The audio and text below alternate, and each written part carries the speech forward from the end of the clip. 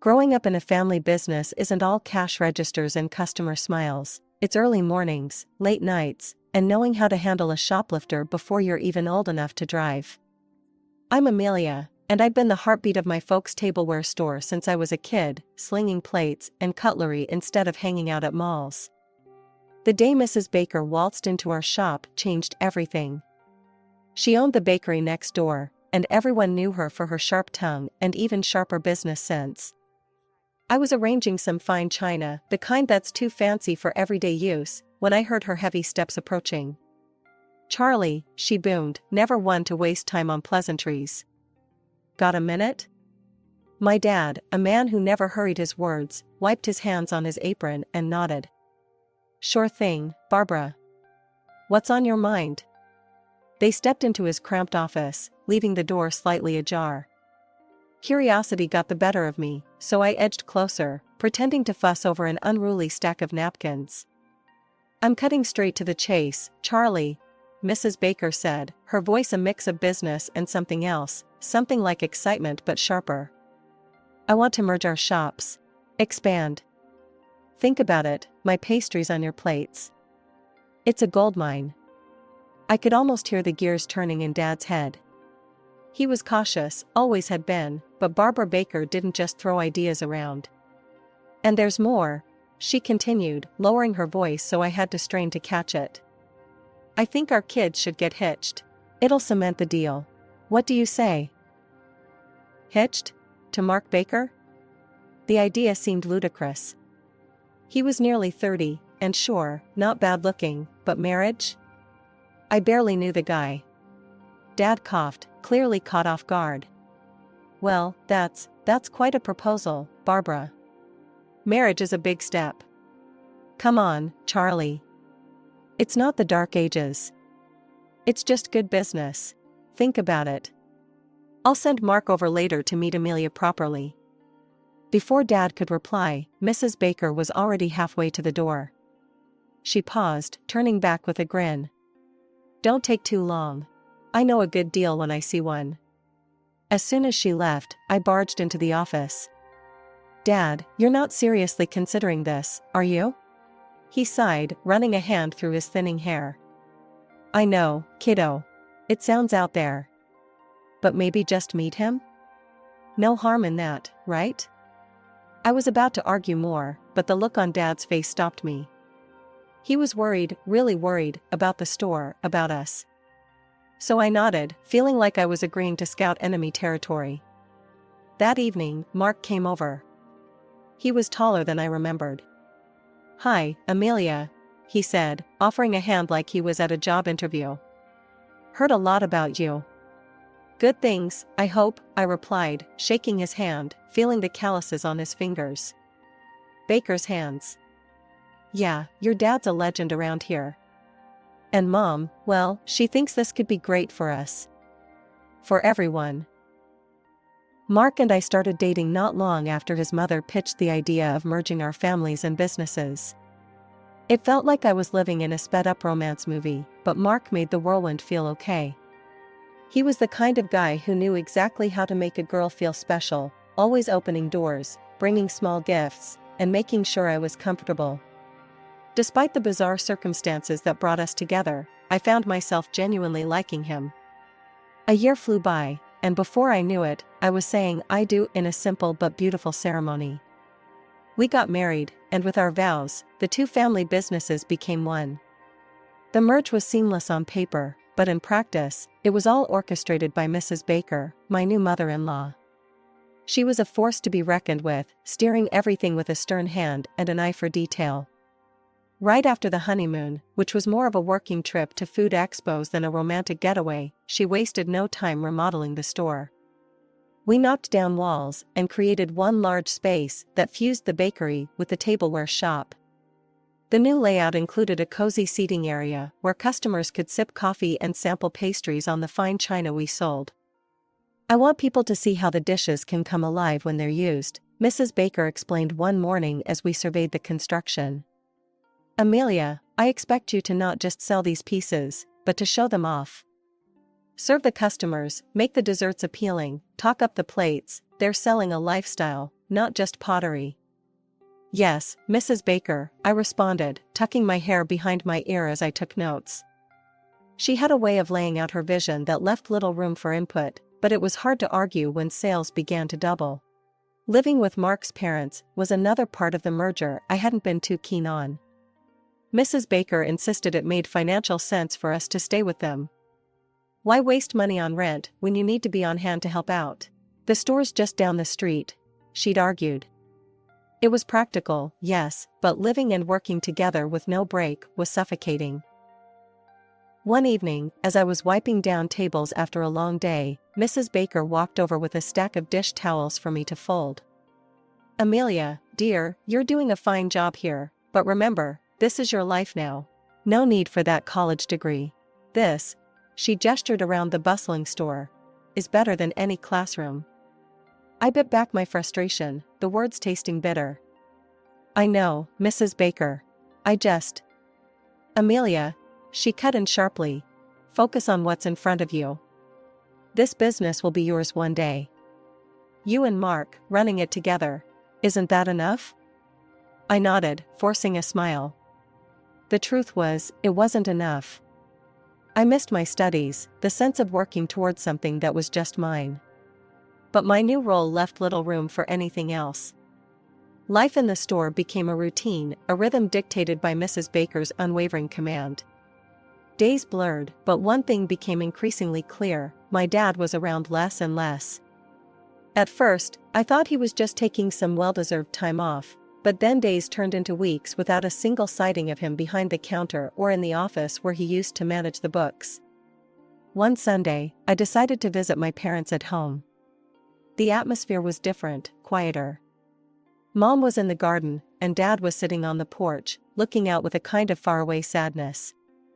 "Hey, Dad," I said as I approached, trying to keep my voice light. "Haven't seen you at the store much. Everything okay?"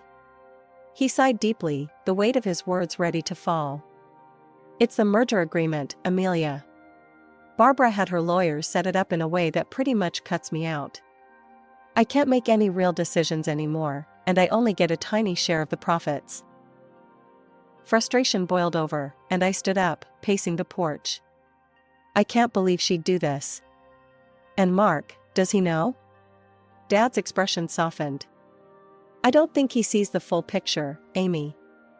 Barbara's got him thinking this was all necessary to save the business." The next day, I confronted Mark at the store, waiting until we were alone. "Mark, we need to talk about the merger. Your mom's cut my dad out completely.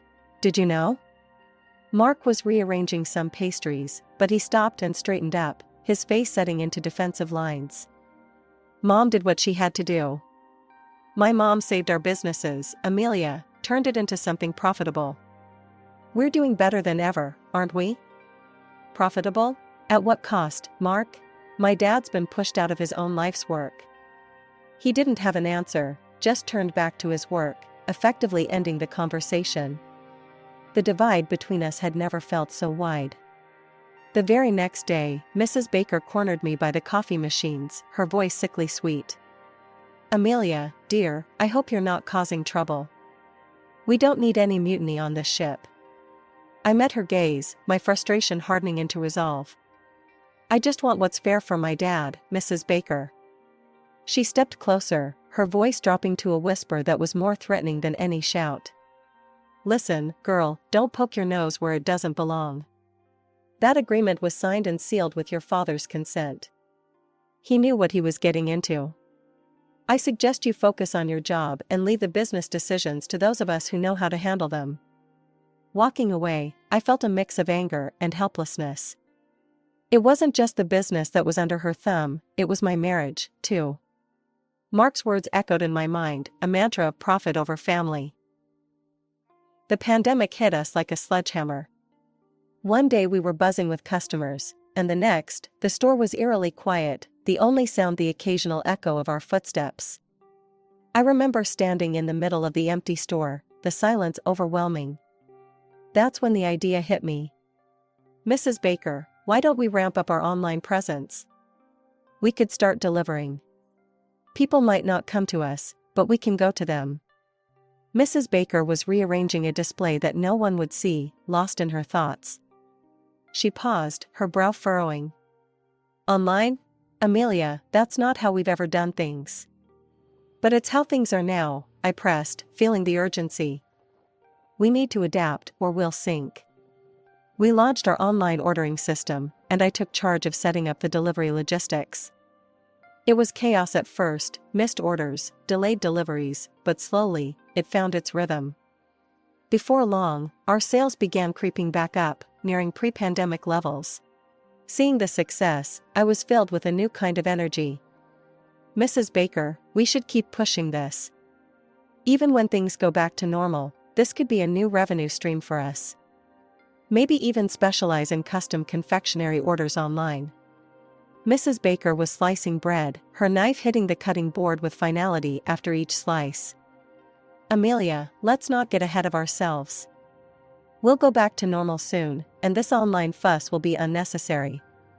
But Mark cut in, siding with his mother as usual.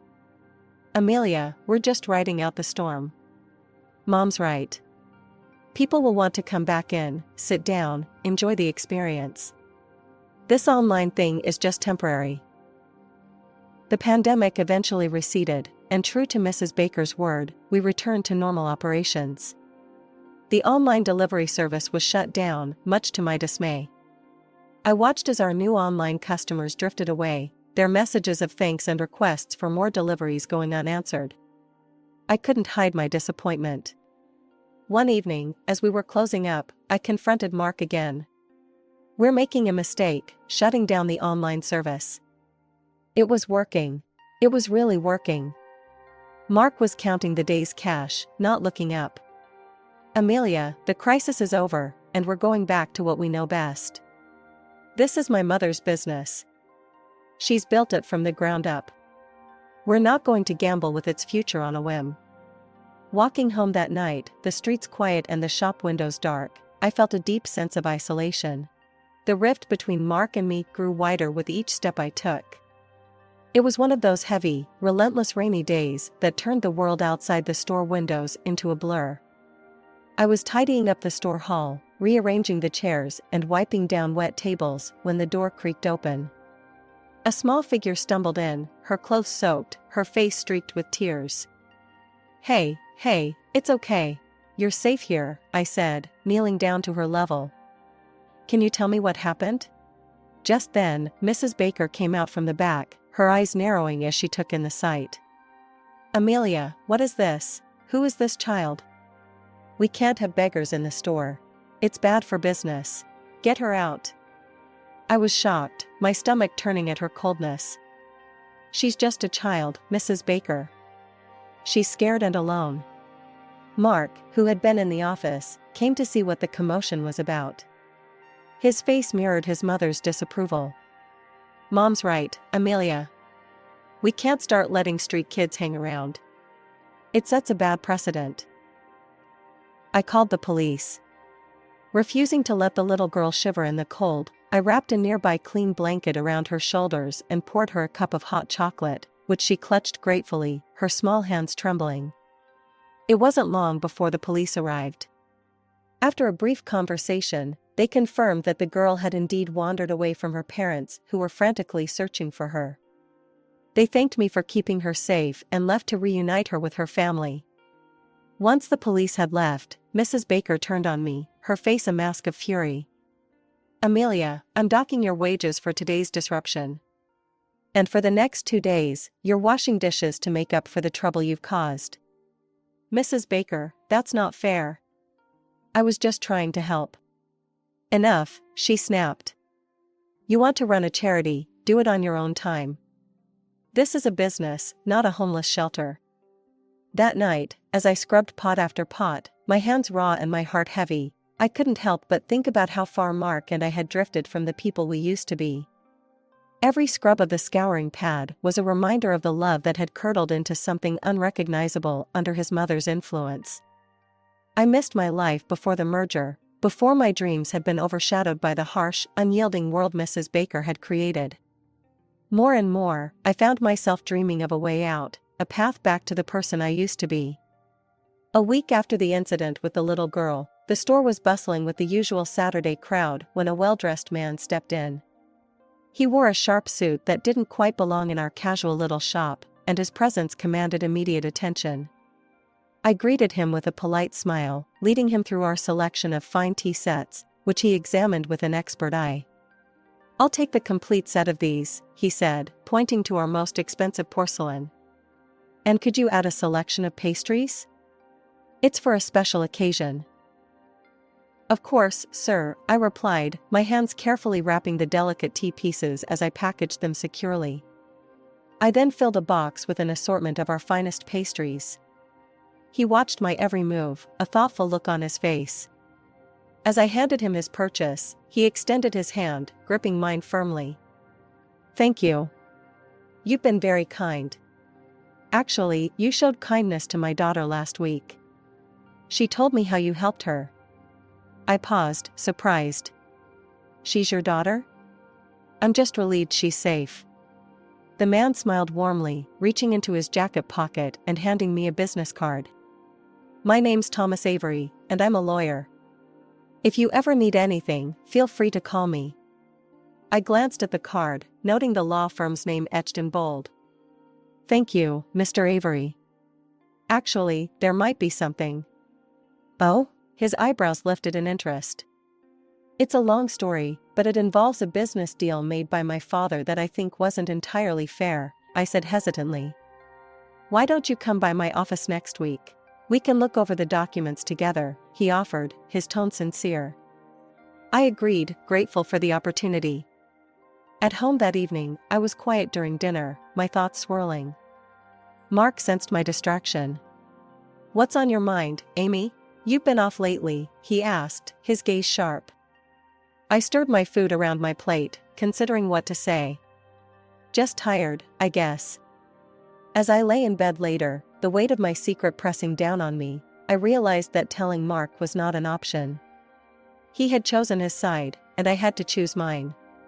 Mr. Avery was my chance to make things right, not just for my dad, but for myself. The following week, I met Mr. Avery at his office, a sleek, imposing building that made me feel out of place with its polished floors and stark modern art.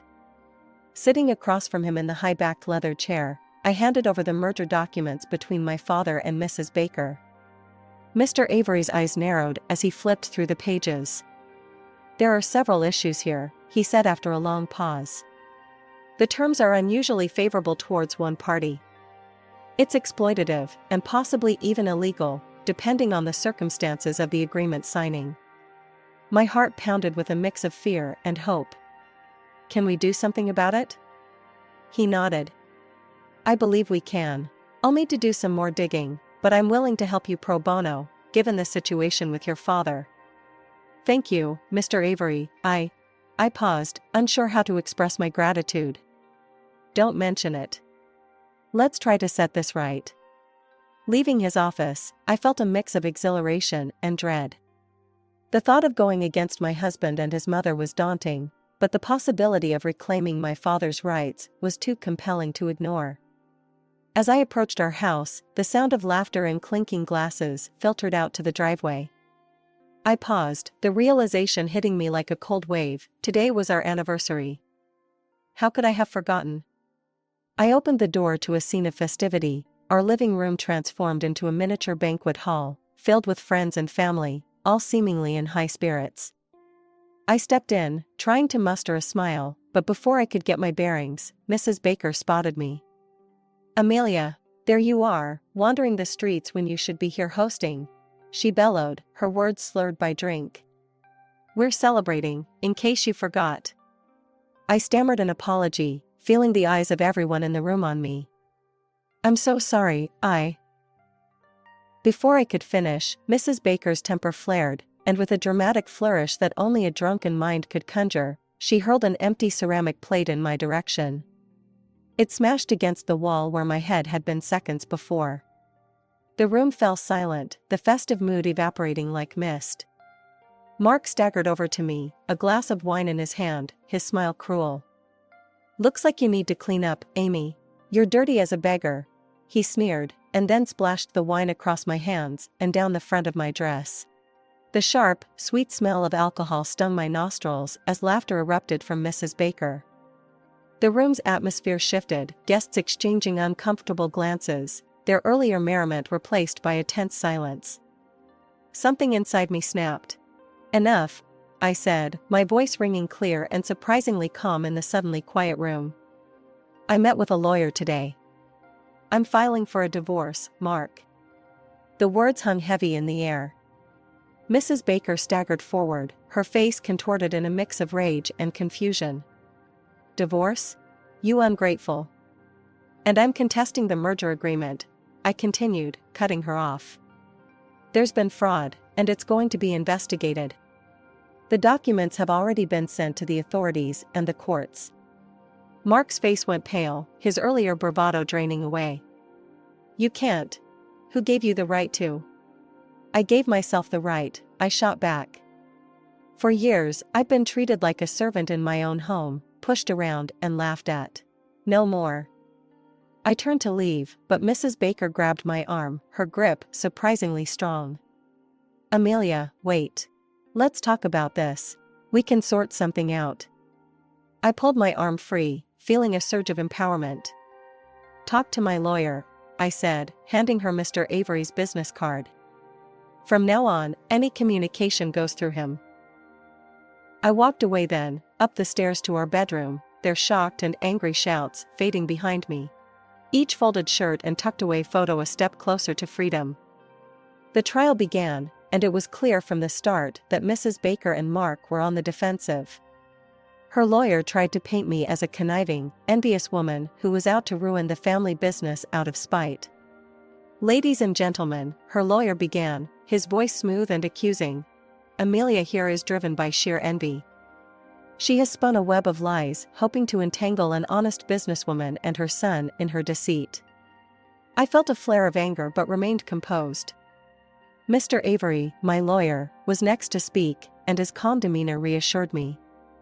"Your Honor, the evidence will show that my client has acted not out of envy, but out of a need to correct a grave injustice. The merger agreement, which we will present, clearly shows manipulations and unfair terms that were hidden from Amelia and her father." As documents were presented and witnesses called, the atmosphere in the courtroom grew tense. Mrs. Baker and Mark tried to defend their actions, but their arguments fell flat against the solid evidence we had gathered. When it was my turn to testify, I stood, feeling every eye in the room on me. I respected Mrs. Baker and never would have imagined that family could treat each other this way. This isn't about jealousy. It's about justice for my father and for me, about reclaiming what was dishonestly taken from us. The trial lasted for days, but finally, the jury returned with their verdict. "Guilty of fraud," those words echoed in the courtroom, a sweet sound amidst the chaos of the past months. The judge then proceeded to annul the fraudulent merger agreement and imposed a significant fine on Mrs. Baker, along with an order for financial compensation. However, Mrs. Baker's finances were a mess, it turned out. She couldn't afford the monetary compensation. Instead, she was forced to cede her rights to the bakery to me as a form of payment. My father and I became the sole owners of not just the tableware store, but also the bakery that had been the source of so much strife. Back at the store, which now felt truly ours, my father hugged me, his eyes wet with tears of relief. "Amelia, you've done more than just win back our store. You've restored our family's honor." Mrs. Baker and Mark were now in a dire situation. With no bakery and no savings, they were forced to find other jobs. The community's support had shifted, seeing them for who they truly were, and they struggled to regain any standing. As for me, I felt a freedom I hadn't known in years. I resumed my college studies, each class a step toward rebuilding the life I had put on hold. Life at the store was bustling, better than it ever was. With the bakery's integration, we introduced breakfast combos, pastries with artisanal coffee served on our finest china. It was a hit. Dad ran the floor, his joy in customer interaction evident, while I managed behind the scenes, planning expansions and new product lines. "This feels right, doesn't it?" Dad asked one day, as we watched a family enjoy their breakfast at one of our new tables. "It does, Dad. It feels like us," I replied, my heart light, my gaze steady on the bright future we were building. Not just rebuilding what we had lost, but creating something new, something better, fortified by the lessons of the past and hopeful for the future.